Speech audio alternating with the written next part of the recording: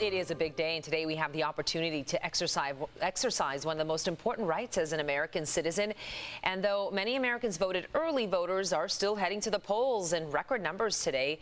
And don't forget, we're still living through a pandemic. Joining us to share how to stay safe when you vote is Dr. Abisola Olulade from Sharp Rees-Stealy Medical Group. Welcome. Thanks so much for joining us. Whew. It's going to be busy the next couple of days, maybe even weeks. But let's begin with Dr. Abby. Thanks so much for joining us. What are some of the biggest concerns when people are heading to the polls today? Your advice as a doctor. So the first thing I would say is that before you go, you should be prepared. Make sure that you know what you need and take it with you. Even things that might be single-use items like pens, take that with you. That's what the CDC recommends.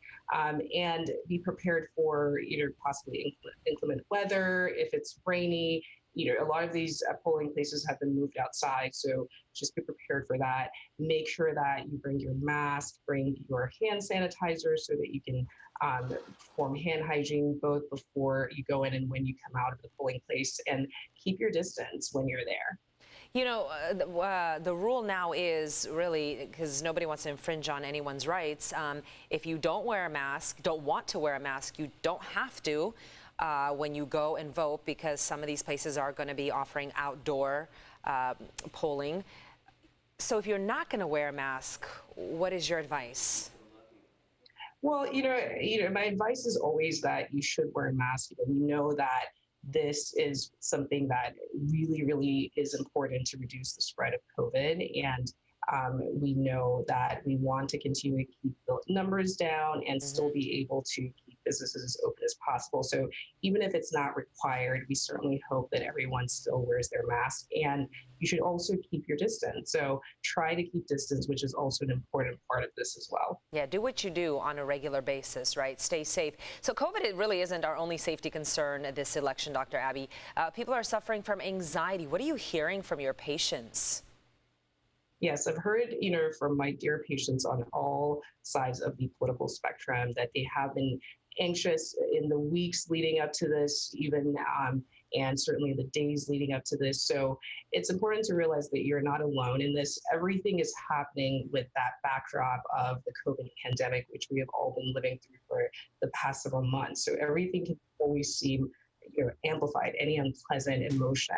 So it's important to know that even though there is uncertainty about the outcome, and we may not know, for example, today, what the outcome is specifically, you do want to do all the self-care things that we know help, such as not watching a 24/7 news cycle.